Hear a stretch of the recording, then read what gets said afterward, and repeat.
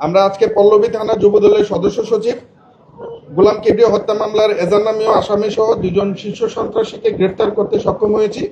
এ ব্যাপারে এখন আমরা সন্ত্রাসীকে আটক করে পল্লবী থানায় সোপর্দ করে।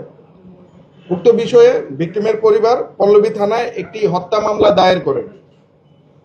উক্ত ঘটনাটি এলাকায় ব্যাপক চাঞ্চল্য সৃষ্টি করে এবং বিভিন্ন প্রিন্ট ও ইলেকট্রনিক মিডিয়া সহ বিভিন্ন সামাজিক যোগাযোগ মাধ্যমে ব্যাপকভাবে প্রচারিত হয়। ঘটনার পরপরই র্যাব 4-এর আবেদনিক দল ঘটনাস্থল পরিদর্শন করে এবং সেখান থেকে সিসিটিভি ফুটেজ এবং আনুষঙ্গিক তথ্যাদি বিশ্লেষণ করে ঘটনার রহস্য উদ্ঘাটন। যুক্তরাষ্ট্রের 1 নম্বর জিম চেইন গোল্ডস জিম এখন আবারও বাংলাদেশে বসুন্ধরা আবাসিক এলাকা ও বসুন্ধরা সিটি শপিং মলে এবং জড়িত আসামিদেরকে আইনে আওতায় আনার জন্য ছায়া তদন্ত শুরু করে। তারই ধারাবাহিকতায় গতকাল রাতে আমরা সাভার থানাধীন বিরুলিয়া এলাকা হতে গোলাম কিবরিয়া হত্যা মামলার এজাহারনামীয় আসামি এবং হত্যাকাণ্ডের নির্দেশদাতা ও পরিকল্পনাকারী মোহাম্মদ মনির হোসেন ওরফে সোহেল ওরফে পাতা সোহেল এবং জিএমপির টঙ্গী পশ্চিম থানাধীন মাজারবস্তি এলাকা হতে উক্ত হত্যাকাণ্ডের সন্দিগ্ধ ও 18টি মামলার শীর্ষ ও পলাতক সন্ত্রাসী মোহাম্মদ সুজন ওরফে বুকপোড়া সুজনকে গ্রেফতার করি।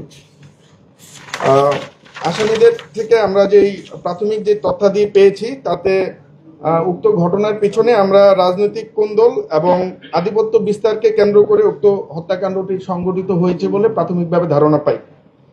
এছাড়াও তারা জানায় যে উক্ত হত্যাকাণ্ডটি সংগঠিত করার পিছনে একটি সুপরিকল্পিত পরিকল্পনা কাজ করে যাতে একটি মোটা অঙ্কের অর্থ লেনদেন হয়। উক্ত আসামিগণ পেশাদার হত্যাকারী এবং তাদের বিরুদ্ধে বিভিন্ন থানায় একাধিক মামলা রয়েছে। উল্লেখ্য যে উক্ত হত্যাকাণ্ডের এজাহারনামীয় আসামি মোহাম্মদ মনির হোসেন ওরফে পাতা সোহেলের নামে একাধিক হত্যা, ডাকাতি, মাদক সহ পল্লবী থানায় মোট 8টি মামলা রয়েছে। হত্যাকাণ্ডের সাথে সন্দিগ্ধ অপর আসামি বাসানটেক থানাধীন এলাকার শীর্ষ সন্ত্রাসী এবং 18টি মামলা ও একাধিক ওয়ারেন্টভুক্ত সুজন ওরফে বুকপোড়া সুজন, তার বিরুদ্ধে ডাকাতি, খুনসহ ডাকাতি, হত্যা, মাদক, অস্ত্র ও বিস্ফোরক মামলা সহ ওয়ারেন্ট রয়েছে। সে দীর্ঘদিন আইন শৃঙ্খলা রক্ষাকারী বাহিনীর চোখ ফাঁকি দিয়ে ঢাকা মহানগরীর বিভিন্ন স্থানে সংঘবদ্ধ অপরাধ চক্রের নেতৃত্ব দিয়ে আসছিল। মিরপুর কেন্দ্রিক বিভিন্ন সন্ত্রাসী কার্যক্রমে সুজন অস্ত্র সরবরাহ করে বলে প্রাথমিকভাবে জানা যায়। উল্লেখ্য যে গ্রেপ্তারকৃত আসামিদ্বয় সাম্প্রতিক সময়ে মিরপুর কেন্দ্রিক গড়ে ওঠা 4 স্টার গ্রুপ এর সক্রিয় সদস্য। গ্রেপ্তারকৃত আসামিদেরকে আইনানুগ ব্যবস্থা গ্রহণের নিমিত্তে সংশ্লিষ্ট থানায় প্রেরণ করা হচ্ছে।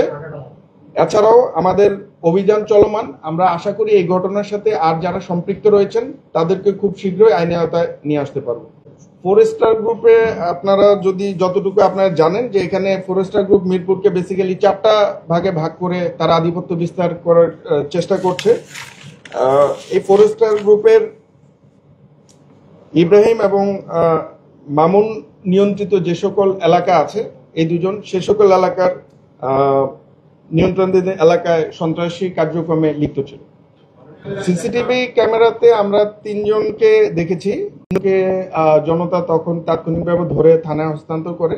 বাকি যেই 2 জন আছে আমরা তাদের বিরুদ্ধে অভিযান অব্যাহত আছে, হয়তো আমরা পেয়ে যাব। আমি এই মুহূর্তে নাম বলছি না, বাট আমরা চেষ্টা অব্যাহত আছে। নির্দেশদাতা এবং পরিকল্পনাকারী হচ্ছে আপনার পাতা সোহেল।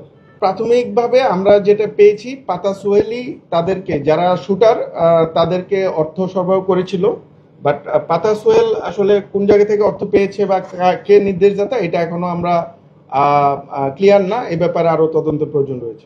মোটিভটা আমাদের কাছে প্রাথমিকভাবে যেটা মনে হয়েছে যে এখানে 2টা জিনিস কাজ করেছে। একটা হচ্ছে মিরপুর এলাকা কেন্দ্রিক যে আধিপত্য বিস্তার, সেটা চাঁদাবাজি, মাদক এবং অন্যান্য যে সকল সন্ত্রাসী কার্যক্রম আছে সেটা একটা ব্যাপার। আর দ্বিতীয় হচ্ছে রাজনৈতিক কোন্দল। আপনার যে নিহত গোলাম কিবরিয়া তিনি যেহেতু একজন সদস্য সচিব ছিলেন এবং বর্তমানে মিরপুর ওই এলাকার রাজনীতিতে তিনি বেশ সক্রিয় ছিলেন। তো এর আগে যাদের সাথে ওনার সখ্যতা ছিল, এই রাজনৈতিক মেরুকরণের পরে সেই সখ্যতাটার এগেনিস্টে তিনি কাজ করছিলেন। বেসিক্যালি বিভিন্ন জায়গায় চাঁদাবাজি কিংবা মাদক ব্যবসা এগুলাতে তার সাপোর্ট ছিল না, যতটুকু আমরা জানতে পেরেছি। এই কারণেই হয়তো এই ঘটনাটা সংঘটিত হতে পারে বলে আমরা প্রাথমিকভাবে ধারণা করি।